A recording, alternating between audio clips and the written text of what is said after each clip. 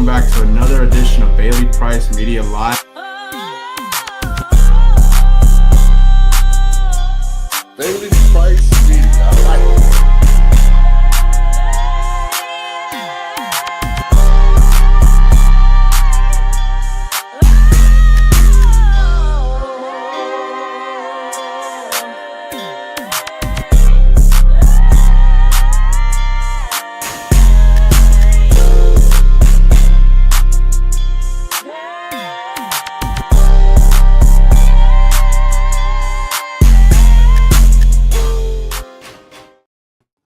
Man, what's going on, everybody? Happy Monday. Welcome back to another edition of Bailey Price Media Live. Today, I got a special guest for you. You know him, you love him. Alcorn State assistant head coach, Coach Leroy Frederick, joins us. So we got a lot to break down today, including Adam Schefter saying that all signs point to the Browns drafting Travis Hunter. Man, I can't wait to discuss that with Coach Fred. As you know, Travis Hunter is a freaking unicorn. I got a lot of opinions about Travis. That's my guy, so I can't wait to discuss that with Coach Fred.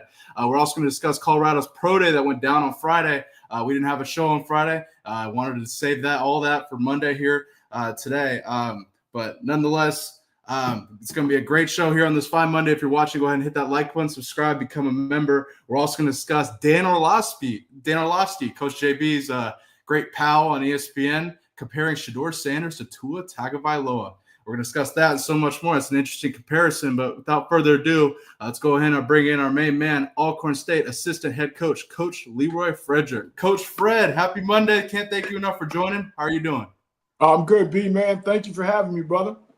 Absolutely, man. Can't thank you enough for joining. And let's get into it and waste no further time. We got a lot to talk about today. Football news has been kind of slow as we're waiting here for the draft. We are about 2 weeks away from the NFL draft. And all signs right now at number one are pointing to the Titans drafting Cam Ward, which now leaves the Cleveland Browns at number two. Early in the offseason, we all thought they were going to go quarterback. But now, after Colorado's Pro Day, a little tidbit of news has come out. And Adam Schefter has come out and said that all signs point to the Cleveland Browns drafting Travis Hunter with the number 2 overall pick. Take a listen, and I'll get your reaction after, Coach. Latest intel now is that I believe Travis Hunter is the more likely pick at 2 today, a couple of weeks out of the NFL draft for a couple of different reasons. I think the Cleveland Browns watched him on Friday at his pro day, and they saw somebody that could move like nobody else. I think that going into that day, they viewed him as somebody they could play at wide receiver, and I think sprinkle in defensive back. So I think he could play 2 ways for them, but I think they may think of him more as a receiver than a cornerback, and they're going to need him to concentrate. And I think he brings them some star power, and there are a lot of people who believe he is the single best player in this draft. Yeah, a lot of those people, I'm one of them. But Coach Fred, let me ask you, after Colorado's Pro Day here on Friday, now all signs point to the Browns drafting Travis Hunter at number 2. Coach Fred, what are your thoughts? Do you think that's a good fit? Travis Hunter going to Cleveland, potentially playing both ways there. From what, Schefter was saying, it's kind of going against what Travis said he wants to do. Like, he wants to be a full-time, both-way, two-way guy. And it sounds like they want him more offensively. I'm really surprised by this pick, if this pick happens for Cleveland, because I thought for sure if the kid from Penn State didn't go number 1, that this would definitely be their pick, putting him with the other defensive end that they just re-signed. I thought that would be it. But, Chef is usually not off, but this is kind of I don't know. This one kind of takes me by surprise, man, because like you said, they still need a Q. So I don't know what the move is, or maybe this is I'll draft you for somebody, and then we have one of those draft day trades or something. I don't know, but this one strikes me as a little odd. Yeah, and it's odd from the quarterback perspective. We're going to really find out what Cleveland's going to do. It sounds like Kevin Stefanski is all in on Kenny Pickett here, unless the Browns I will mention there's a lot of noise that Jalen Milroe is Cleveland's interested in Jalen Milroe. Jalen Milroe will be attending the NFL draft in person in Green Bay, which seemingly indicates he thinks he's going to go in the first round.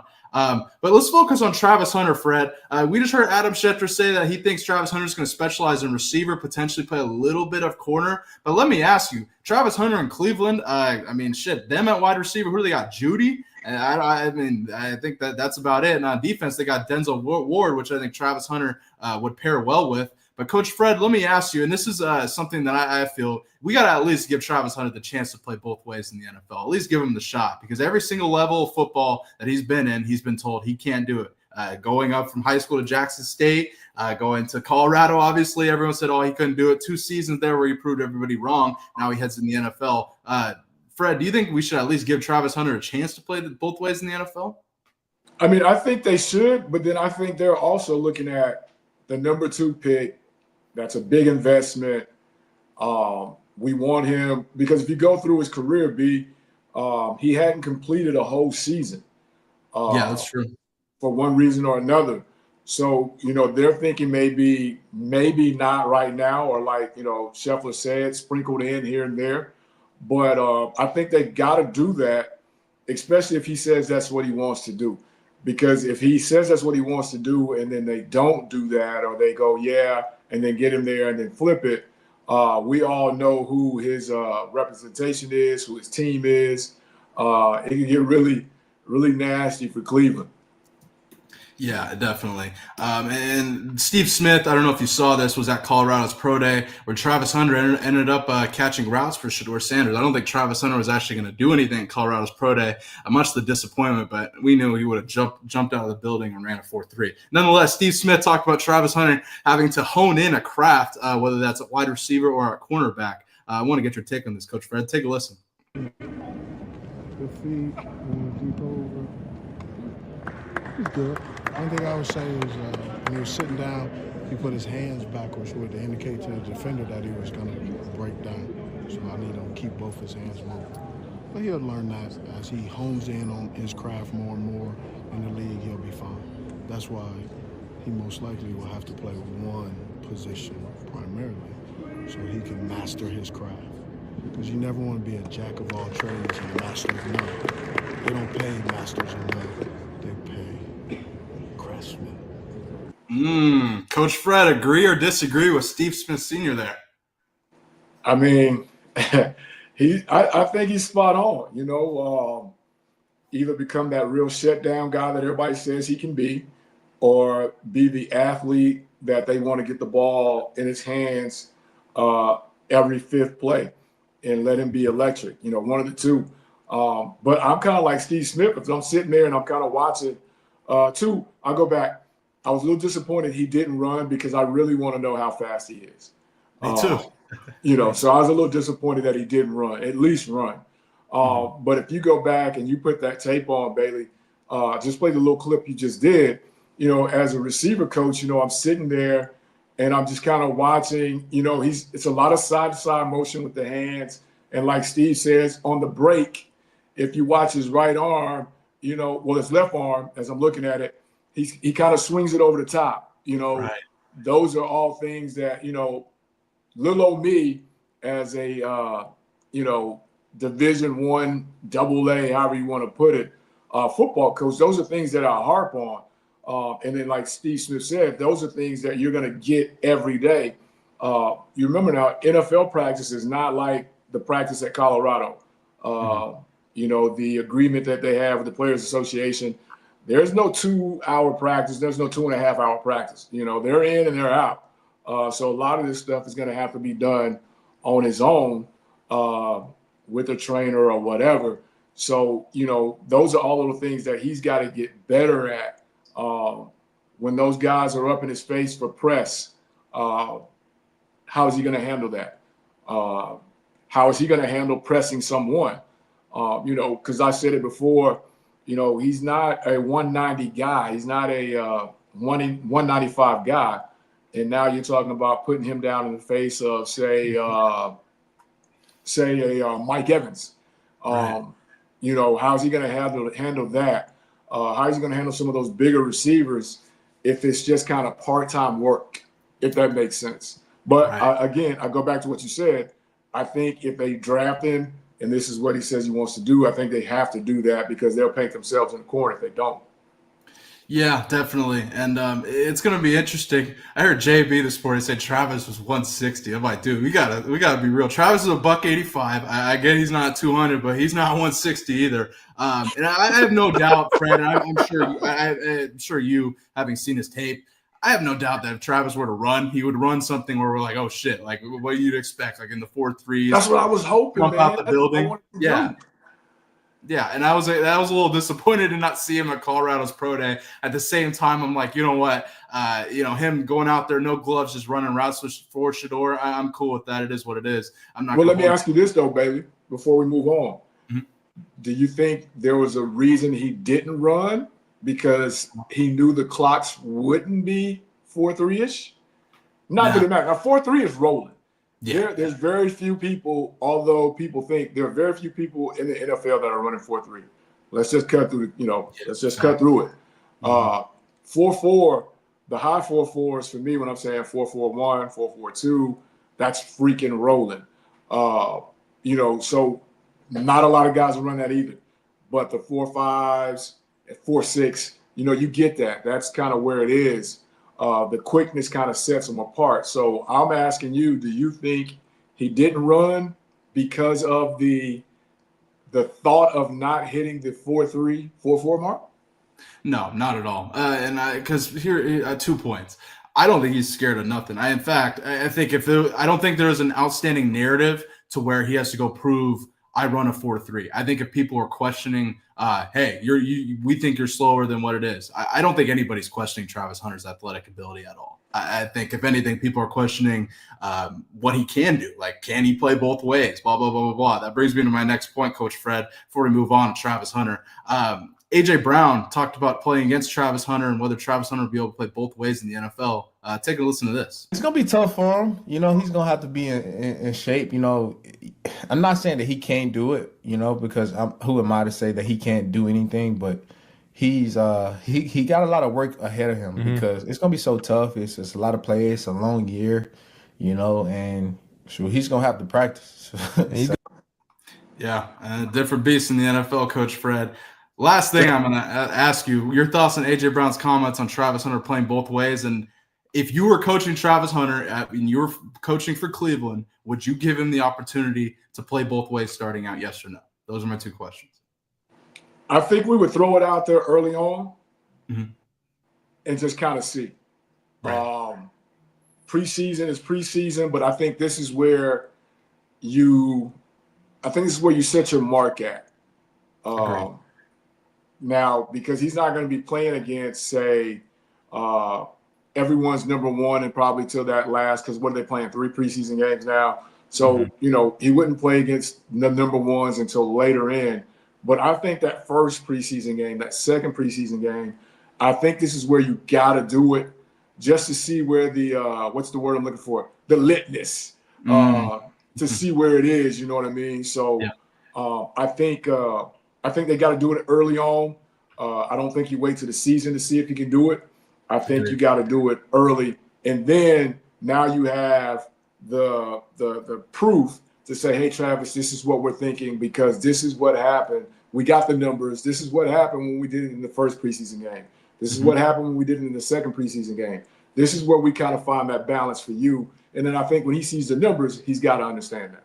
Yeah, absolutely. And I mean, we'll see what those numbers are. Those numbers, I'll tell you right now, Coach Fred, and you probably know this too. If Travis Hunter goes and makes a stupid play in a preseason game, go like on one side of the ball or the other, both sides, if he can prove that he does that, the whole world is exactly. Like we gotta really accelerate this. So nonetheless, we'll see where Travis Hunter how Cleveland elects to use Travis Hunter, but Adam Schefter says all signs point to Cleveland drafting Travis Hunter at number 2. That is an interesting development. Surprising that they're going quarterback. Coach Fred, go ahead. So before Adam's deal, Mr. Schefter's deal, we were all saying quarterback. But did it ever cross your mind that them pairing what's his name, Abdul, with Myles Garrett, how scary that could be for them? Oh, I thought they were gonna. I honestly thought, and I said this on the show last week. I still think they're going with Kenny Pickett. I really do. I think it's interesting they traded DTR for Kenny Pickett. I think that's interesting. I think that there's a lot of. I just don't think they're going quarterback, Fred. I thought Abdul Carter pairing with Myles Garrett would have been really nice. We all know how dominant Myles Garrett is. Abdul Carter, I think, is a freakazoid off the edge. We'll see him. He hasn't. I don't think he did Penn State's pro day or anything, so we haven't seen much of him. Obviously, didn't do the combine. But nonetheless, yeah, I thought that would have been a nice pairing with Myles Garrett. But I think ultimately Cleveland needs a weapon. And if they can use Travis on both sides, have him like Justin Jefferson on offense, and then have him on defense with Denzel Ward, I don't think you can ask for much more in Cleveland, especially if they're going to go draft Jalen Milroe, which there's a lot of noise around that. Do they have 2 first-round picks? I don't believe so. Let me go pull up the draft order, but I don't believe Cleveland has 2 first-round picks. But the rumor is they're either going to trade for Milroe or circle back and get him, I would guess, early in the second round.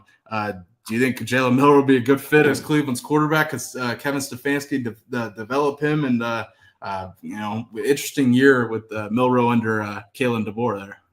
Yeah, and I think if they are going to get him, I could see an offensive change from what they've been. I could see them kind of going more like, my Redskins. My Commanders offensively with Jalen. I can kind of see that Baltimore-ish just to try to get him comfortable. And because, if you go get him early, you're not going to get him to sit him. To me. Facts. No, I agree with you, Coach Fred, 100%. Interesting. Let's stick on Colorado's pro day and move forward here. Now, let me ask you about the next guy that performed at Colorado's pro day, Shedeur Sanders. Oh, boy. Coach JB had a field day with this morning. Shedeur Sanders performed at Colorado's pro day, and social media has lost their minds again. First saying Shedeur passed the ball and how that's a huge problem. You saw Jets free safety or former Jets free safety Andre Cisco, I believe his name is, come out and saying he basically is going to, every time he sees the ball patted, I'll read the quote actually. He says, "Boy, better stop patting that ball. We break on that early." So interesting development. But Coach Fred, did you get a chance to see any highlights of Shedeur at Colorado's pro day? Your thoughts on this at all? Does this mean anything to you? I know to many quarterback evaluators and evaluators of talent, it doesn't mean anything. But Coach Fred, what are your thoughts on Shedeur's performance at Colorado's pro day? For little old me, it doesn't say a whole lot. I think this just kind of gives him, because nothing is it's simulated. This is what everyone says they hate to see, the 7-on-7 type stuff. This is what this essentially is, T-shirt and shorts. I've always said that the release to me was just a little like elongated, so to speak. And it's pretty much the same thing to me, but the arm talent, you got to say that it's there. I just like to kind of see it, but nothing in this is being sped up, as you can see. Right. Yeah. It's all very casual. So to me, to say that, and I know they're talking about the padding, but right there, it's almost like, there's no timing with the receiver. So he's just kind of waiting, then let it go. So it'll be interesting, but he showed that he can make all the throws. I think that's one of those things that everybody had already kind of anticipated and knew. And sure. I think once you get to a situation like that throw right there, Bailey, that was just so casual. That wasn't, and then behind the back, that wasn't I think that was what they said. That was one of the ones that they kind of rehearsed to end the pro day or whatever. So, again, I think he just kind of did what he did. If he doesn't participate, how much fire, how much heat does he get now? He participates. He doesn't speed himself up. He takes his time, which I thought was very, very smart and calculated. And I think that was just a move. Hey, I'm going to participate, get off my back. I'm going to show you I can make the throws. I have a strong arm, but nothing was sped up. Right. And here's my very casual. Yeah, and that's here's the thing with Shedeur Sanders that I think that him not going to the combine, him doing this and electing to do this, it's all Fred, he was throwing on air there, and everyone's saying he's patting the ball. Everyone is like everyone's nitpicking the shit out of it.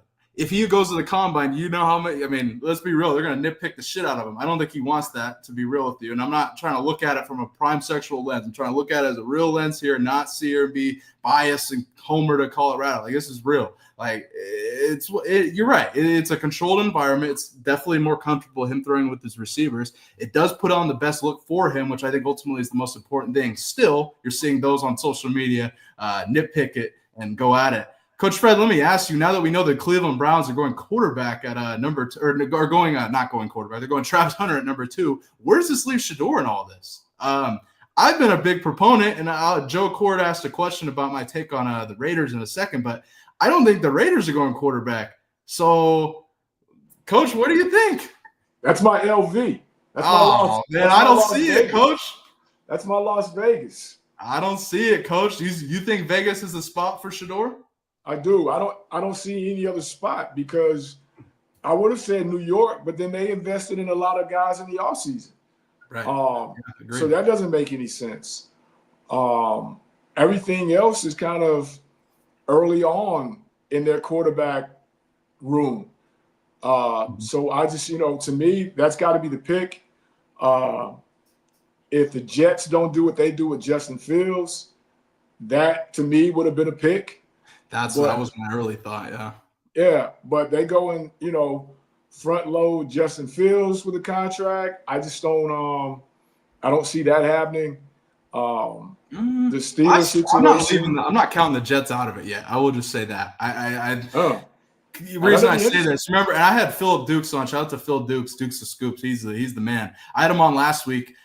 He's an Atlanta guy. He's a Falcons guy. And as you remember, last year, Falcons brought in Kirk, paid him a shit ton of money, and then drafted Michael Penix. And yeah, the rest is history. So I thought my sentiment was initially yours for a while. The more I think about this, I'm not going to count out the Jets out of this yet. I'm just not, because I think the Jets are desperate, really freaking desperate to achieve something, especially Aaron Glenn. And I know Aaron Glenn probably isn't going to hesitate at bringing in another guy just in case Fields is not the answer at quarterback. Let's move forward here. Let's talk about Shedeur Sanders comps here. So Dan Orlovsky, obviously great friends with Coach JB, but Dan Orlovsky came out on ESPN and said his comp for Shedeur Sanders is Tua Tagovailoa. Take a listen to this. I'd tell you he needed to be in an offense similar to what Tua is like in Miami, or what Brock Purdy's like in San Francisco, or a little bit what Joe Burrow is like in Cincinnati, point guard.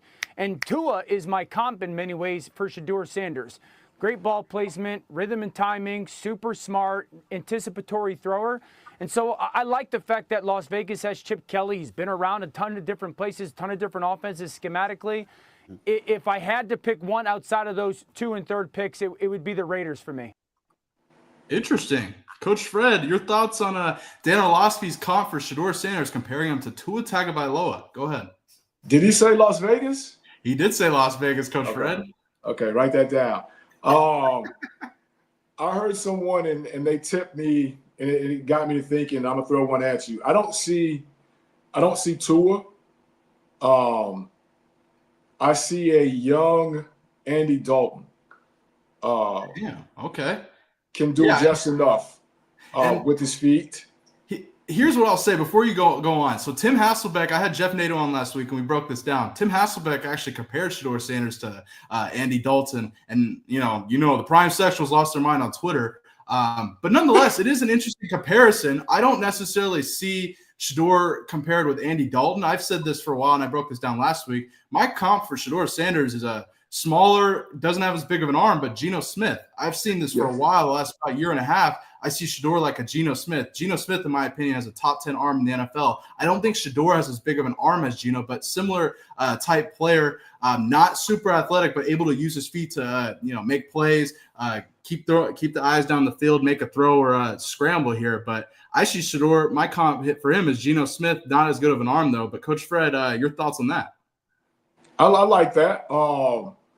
But, the only reason I didn't go Geno is because if you remember when Geno first came in, you just kind of said it, not as strong as arm. But Geno has a real live arm. He can really speed it up. He can get out his hands quick. He's always had that coming from West Virginia. He's always had that quick release, and I just don't see that quick release with Shedeur as far as like that just, flick of the wrist. And then my thing with Andy Dalton was early Andy Dalton could do just enough with his feet, but had all the mechanics to make every throw and could get it out of his hands, was really smart. And that's kind of where I see him in that framework. Not going to run, but can run. Will force it, will not force it, but can zip it in there. Smart enough not to put the ball in harm's way more times than not. Can throw the deep ball, the intermediate ball. That's my comparison for him.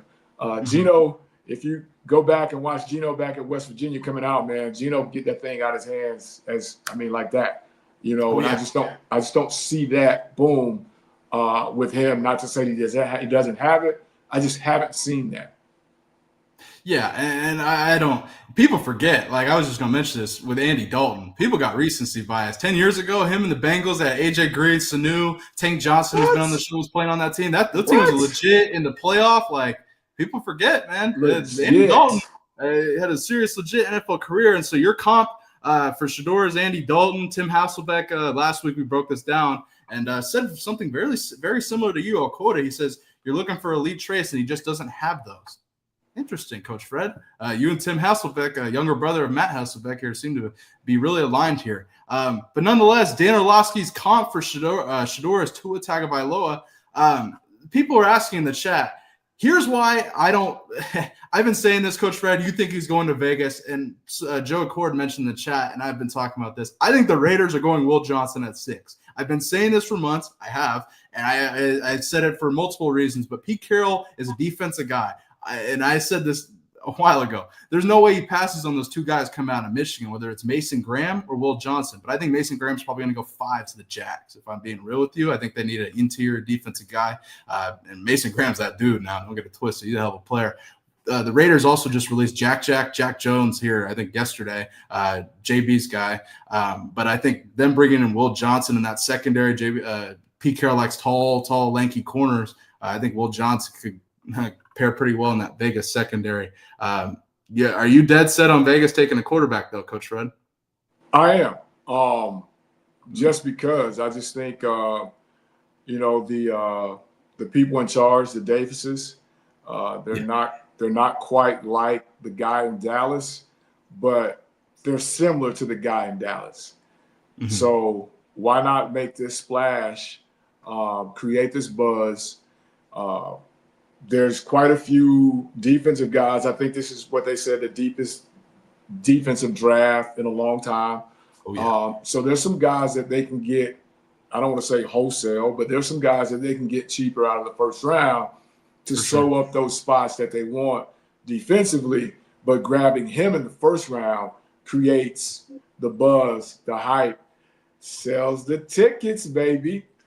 Yeah, it does sell the tickets, Coach Fred. Yeah, that it does. And we saw, what was it, almost a year ago now, but it was a while ago. Shedeur, I believe, was at, a Las Vegas Aces game. And Mark Davis came up to him, said something like, I'll see you soon or something like that. Fast forward now. That was before they hired Pete Carroll, though. That's something to keep in mind because I think Pete Carroll, if he was ever to become a head coach again, needed full autonomy. And so I'm sure he has at least something like that in Vegas. That's my thing here. But there's certain families that you just know, even though they say that, families in ownership. Steinbrenners, the Joneses, in Vegas, they're not going to just sit back and not be involved. Mm-hmm. Yeah, no, that's true. Especially like you mentioned, the ownership. Davis is specifically, I think he definitely hungry and desperate to win fast here, especially the way after the John Gruden thing and the way that went down. It's been kind of a clusterfuck, so to speak, in Vegas the last few years. So yeah, I think they're definitely desperate to win here. But Coach Fred, let's move forward. I got to show you this. James Madison offensive lineman Evan Bouchon, he made a legendary catch here in a 1v1 here at the end of James Madison practice here. Take a look at this, Coach Fred. Look at this catch right here. That's an offensive lineman. Damn. Like, Coach Fred, look at this angle. Coach Fred, I just wanted to show that real quick. Hell of a catch there from the young lineman here at JMU in spring practice. Any comments there? You guys do any stuff like this at Alcorn? Man, you got that angle right there. He made an easy catch tough, but to see him try to get that thing at the highest point and actually catch it with his hands, man, that was pretty impressive. Just to see that, and then I love to see that. The other, the team getting involved in it, man. It always go crazy when the big guys do something. Ours is when who can catch the punt, the defensive line or the offensive line. Winner watches the other do suicides, so everybody gets all juiced up and gassed on that. And then the interview, he's telling his life story right there. It was tough, man, but I made it happen. Yeah, exactly. And Coach Fred, this is an offensive line friendly show. We show a lot of different lineman stuff. So when I saw that, I was like, fuck, I gotta show that, because it's not very often that you see an offensive lineman make a catch like that. Or make a catch at all. That we can talk about. So, Coach Fred, nonetheless, shout out to James Madison, offensive lineman Evan Bashong here, making a hell of a catch. And what up, Evan? That's what football's all about right there. Coach Fred, the Panthers have a new tight end here. This is an interesting signing. This happened today. The Panthers are signing Coastal Carolina power forward Cullen Granger, a 6'9", 225-pound basketball player. Now, Coach Fred, Granger has actually played 5 seasons as a center in basketball here, 6'9". He played at Ohio, the Bobcats. He played Western Carolina and Coastal Carolina, and this is his first foray into football. Coach Fred, we've seen several ex-basketball players make their way into the NFL, specifically at tight end, even when you go from Antonio Gates to Tony Gonzalez. You saw George Fant with the Seahawks a couple years ago, offensive lineman. They threw him at tight end a little bit as well. Jimmy Graham? Yeah, Jimmy Graham, obviously. I can go on and on about this. But Coach Fred, interesting signing here. 6'9" tight end for the Carolina Panthers here. Interesting. Go ahead. What are your thoughts? When I saw that it was 6'9", I was like, well, maybe they're reaching for that Jimmy Graham type thing. And maybe they did some type of work. Well, they had to have done some type of workout, for this to come, to fruition. Now it's just the toughness piece, because we all know and we've all heard those stories of where football has made a lot of great basketball players. So now we're talking about basketball making a great football player. So the physicality piece, I think, will have him either in or out very quick. Yeah. And my experience with basketball players transitioning to football, you get woken up quick, and you either decide you like it or you decide you don't pretty damn quickly. Especially if it's your first foray into football. I've seen that plenty of times. I gotta believe he's played Little League or something, Bailey. It's gotta be something. I'd be shocked if it was just him coming in the first time. But I mean, if we think about it, what Mailata, the left tackle for the Eagles, he played rugby in his first foray into football. Now we see him, but that's a different ball game, Coach Fred. We know rugby and basketball, night and day there. Interesting. I just wanted to highlight that signing from the Carolina Panthers, signing a basketball player here, 6'9" tight end, Cullen Granger. Interesting. Coach Fred, let's move forward here. I got to ask you, this is an interesting development here. We've seen Bill Belichick in North Carolina do all kinds of interesting things here that we wouldn't have expected from a Belichick during his years with New England. Here is another one here. Lil Wayne visited Bill Belichick in North Carolina Tar Heels football. This was an interesting move that I did not expect to see on my Twitter here this weekend. Lil Wayne visited Belichick in North Carolina, and it's ironic because Wayne visited Colorado and Prime and several other programs. But Coach Fred, good recruiting tactic here. Your thoughts on this? Go ahead. Definitely a great recruiting tactic in these day and age. You got to do it, Tunchi. Yeah, you got to do it. You got to do it. Somebody within that organization, I'm sure, brought this to Coach Belichick's, attention, and you could trace it back. This has always happened, but it's more in the light now. You trace it back to Mac Brown at Texas. We all know what Pete Carroll was doing at USC with Snoop. You want to make Chapel Hill the coolest place on earth.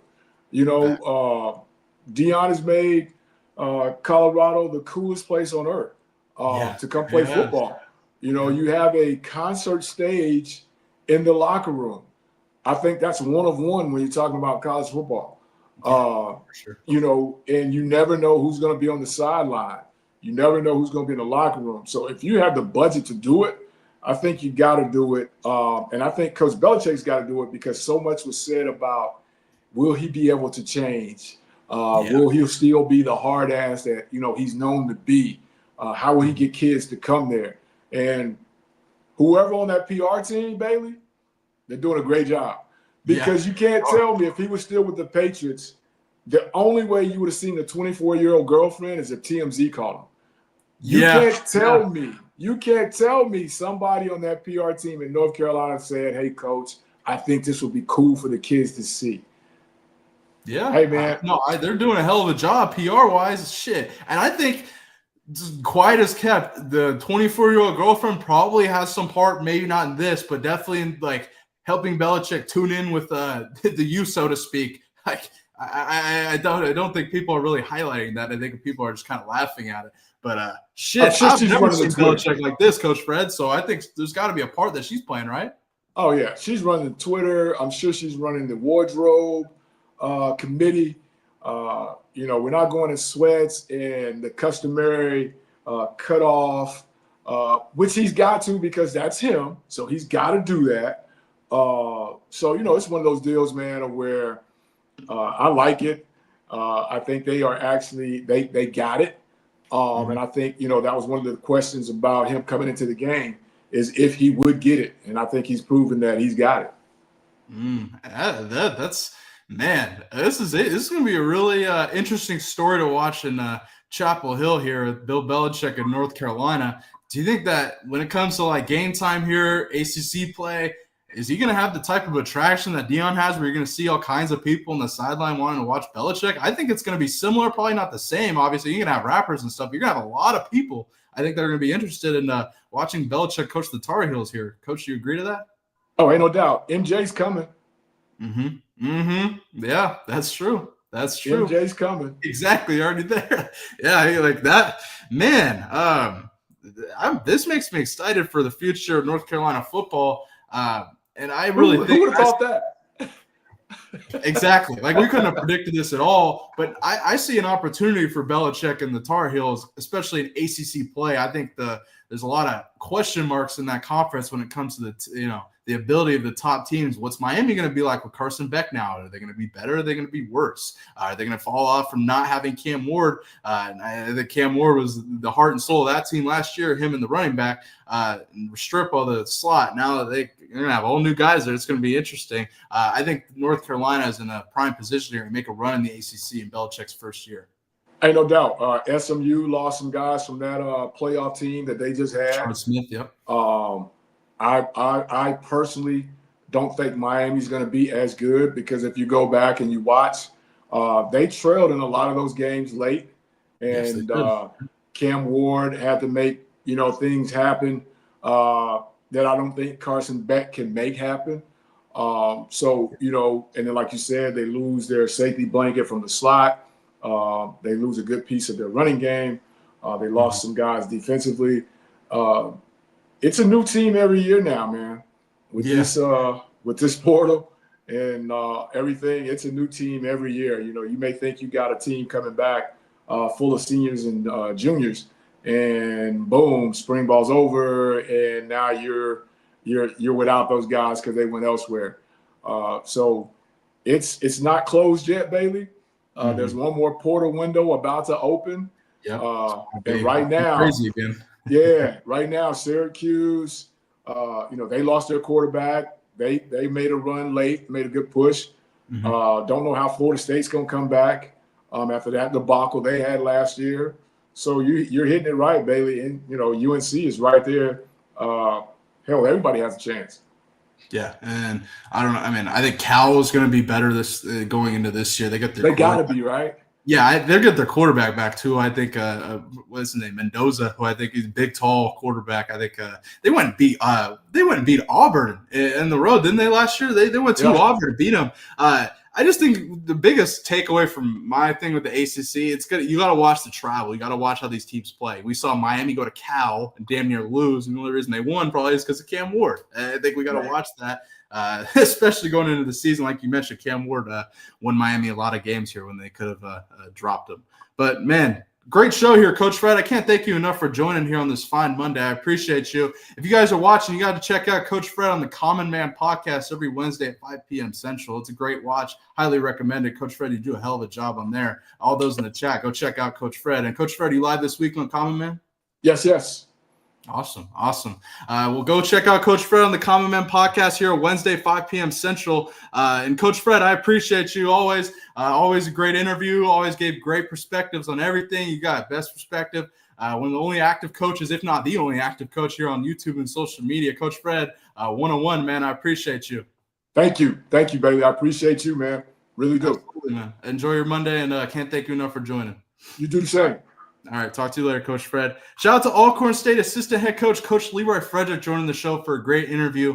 We broke down Adam Schefter saying all signs point to the Browns drafting Travis Hunter with the number 2 overall pick. That's going to be an interesting thing in Cleveland. What are they going to do at quarterback? Is it Milroe? Is it small hands Kenny Pickett? We'll see. Travis Hunter seems like Cleveland Brown. Shout out to John Lealick, and he says, Rich Rod in West Virginia win Big 12 this year.